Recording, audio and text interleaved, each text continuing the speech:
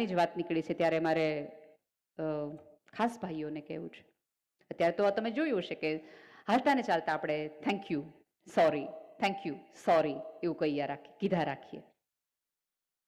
અહીંથી તમે જોયું હશે કે એરપોર્ટ ઉપર કે ક્યાંય પણ કોઈક જગ્યાએ કોઈક નીકળે ને, અથવા તમે ત્યારે બેઠા છો અને કોઈક વ્યક્તિ પસાર થઈને સહેજ પગને અડી જાય ને, તો આપણે એટલા સરસ કોમળ સ્વભાવના થઈને સોરી હો, સોરી તમને પગ વાગી ગયો, એક્સ્ટ્રીમલી સોરી મારો પગ તમને અડી ગયો. અને એની પત્ની તમારા ઘરનું દૂધ ઉભરાતું હોય, દોડીને દૂધ બંધ કરવા, ગેસ બંધ કરવા જાય અને પગ જો અડી જાય, જોતી નથી પણ અહીંયા હાલી જ જાય છે. ઓલી વ્યક્તિને જેને તમે બીજી વાર મળવાય ના નહોતા, એને કેવા લડી લડીને પાય લાગુ એમ કરીને આપણે સોરી હો સોરી હો. ઓલા બહારથી તમને અલગ અલગ પ્રકારની એપમાંથી જમવાનું આપી જાય, તમારું ભાવતું, તમારું ગમતું, યસ છોકરીઓને ખબર પડી ગઈ કે હું ઝોમેટો અને સ્વિગીની વાત કરું છું. એ લોકો તમને ગમતું, હમણાં જ હું પૂજ્ય મોરારી બાપુને કહેતી હતી, મેં કીધું બાપુ ઓલા પેલાના બધા ઓલા રાક્ષસોને ને બધા મોટા મોટા લોકોને કેટલી બધી સાધનાઓ કરવી પડતી, કેટલું હિમાલયમાં રે, ઊંધા લટકે, તાપમાં રે, કેટલું બધું, પછી વરદાન માગે એટલે એમ કે હું મારે જે ખાવું હોય ને હાજર થઈ જાઉં, વિચાર કરું ને સામે આવવું જોઈએ. મેં કીધું અત્યારે બાપુ અમારા બધાની સ્થિતિ આ જ છીએ, જે ખાવું હોય ને એક ક્લિક કરીએ એટલે હાજર, કોઈ સાધના વગર. જે વિશ્વની કોઈ પણ વસ્તુ અમારે જોતી હોય તો અબઘડી આવી જાય, 3 દીમાં અમારા ઘરે આવીને એક માણા આવીને દઈ જાય, તમે નેહલબેન આ લ્યો તમારે જોતું હતું ઈ. આવી તમામ વસ્તુઓ આપણી પાસે આવી જાય. તમારા ખિસ્સામાંથી તમારા પૈસા લઈ જાય અને તમે દીધા પછી એમ પૂછે કે સર સ્ટાર આપજો ને, એટલે આપણે 5 સ્ટાર આપીએ. અને પાછું મિનિમમ કોલિંગ ને પોલાઇટ ને માણા એટલો હારો દાંત કાઢતા કાઢતા દઈ ગયો, મારા મામાનો દીકરો એમ પીરસી ગયો. અને પાછું થોડીક વાર પછી બીજો મેસેજ આવે કે હાઉ ઇઝ ધ ફૂડ, જમવાનું કેવું લાગ્યું. એટલે તરત આપણે એમ કે ચટણી તો બહુ સરસ હતી, કટલેરી બધી મોકલી હતી, ચમચી મોકલી હતી, તીખાસ એકદમ બરાબર હતી, અમારે જોતું હતું એટલું જ હતું, વાહ વાહ વાહ બહુ સરસ. આનંદ છે કે તમે સરસ મજાની આવી બધી રેટિંગ આપી શકો છો, વાહ વાહ કરી શકો છો, થેન્ક યુ કહી શકો છો. પણ એ વખતે અહીંયા બેઠેલી તમામ પેઢીને, તે પુરુષોને વિનંતી છે કે તમારી પત્ની છેલ્લા 20 વર્ષથી 42 ડિગ્રીમાં રોજ તમને 3 ટાઈમ ગરમ જમાડે છે, એને તમે થેન્ક યુ કહેવાની એક પણ વાર દરકાર નથી રાખતા.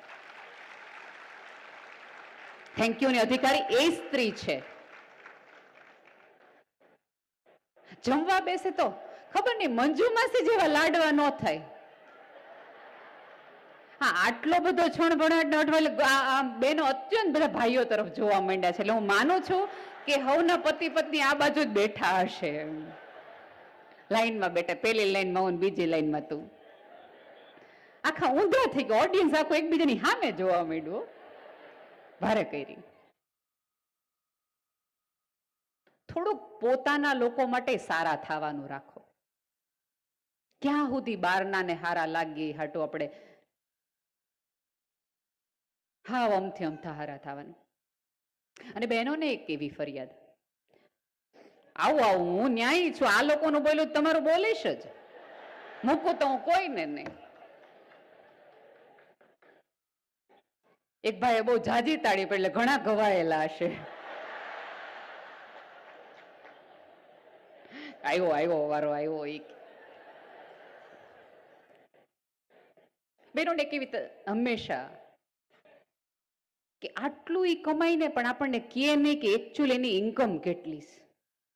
એન ભાઈને ખબર હોય, એન દાદાને ખબર હોય, મને ન ખબર હોય કે કેટલું કમાઈને આવે. તમને ક્યારેય વિચાર આવે છે કે શું કામ ઘરનો પુરુષ છે એ સ્ત્રીને એકચ્યુઅલ ઇન્કમ નથી કહેતો?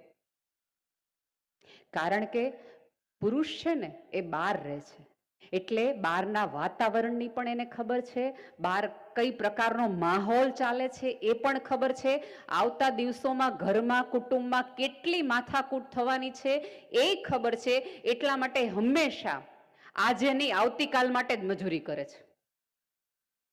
8 કલાકથી વધુ ઘરની બારી એટલા માટે રહે છે કારણ કે આપણે એક નહીં, આપણી બીજી નહીં, ત્રીજી પેઢી બેસીને ખાઈ શકે એટલા માટે સતત બચાવ્યા રાખે છે. એ જો આપણને કહી દે ને કે આપણે એકચ્યુઅલ ઇન્કમ આટલી છે, એટલે પહેલું આપણે શું કરીએ ખબર? હવે આ ઘરને કલર કરાવી નાખો, કેટલા વખત થયા, એનો એ છે. પછી તરત હવે ગાડી નથી બદલાવી, ફલાણા ભાઈ તો જો કેવી સરસ ગાડી લીધી. એટલે ધીમે ધીમે ક્યાંક ને ક્યાંક આપણે ખર્ચાઓ કરવાનું શરૂ થઈ જાય. હવે આ સમયે પાછા બે વિભાગો પડશે. એક બચત કરતી પેઢી પણ સ્ત્રી જ છે. તમને ખબર હશે કે નરેન્દ્રભાઈએ બધાની કાળું નાણું તરત સ્ત્રીઓ પાસેથી ગોતી દીધું કે અમારી પાસે કેટલી બચત છે, જે તમે ન કરી શક્યા એમણે કરી દીધું. એટલે તમે જો એવું માનતા હો કે માત્ર ભાઈઓને એટલું મારે અંગત રીતે સમજ સાથે અને જવાબદારીપૂર્વક કહેવું છે કે થોડું બહેનોને કહેતા થાવ, અને બહેનોને વિનંતી છે કે થોડુંક ભાઈઓને સાંભળતા થાવ. જ્યારે કોઈ પુરુષ તમારી પાસે કોઈક વાત આવીને કહે છે, ઠાલવે છે, ત્યારે પહેલું વાક્ય આપણું શું હોય છે ખબર? મેં તમને પહેલા કીધું તો તમારા ભાઈને દ્યોમાં.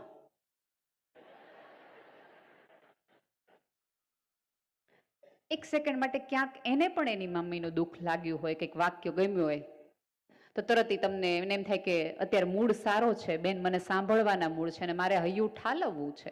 એટલે એમ કે ખબર નહીં મમ્મીએ આ કર્યું અથવા બાએ આ વાત કરીને મને બહુ લાગી આવ્યું.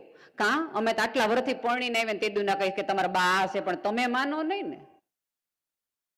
એટલે એ નક્કી કરે કે અહીંયા તો ન જ કેવું. ક્યારેક ખુલ્લા કાને નહીં પણ ખુલ્લા હૃદયે પુરુષને સાંભળવાનું રાખો.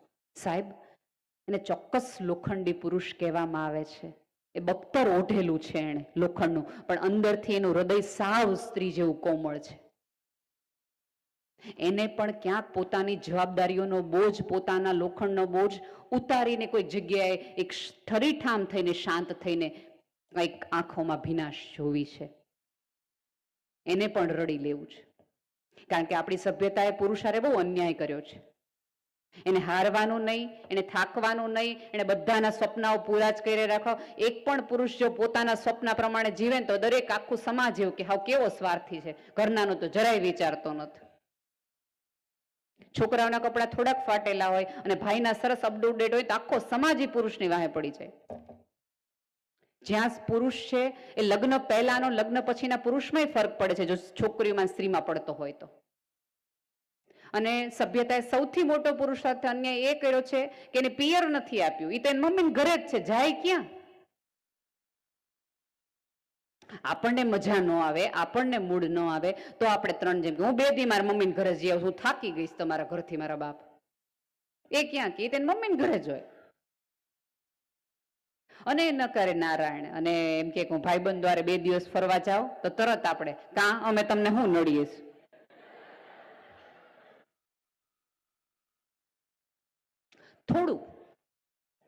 થોડું એકબીજાને ખુલ્લા મને સ્વીકારવાનું રાખો.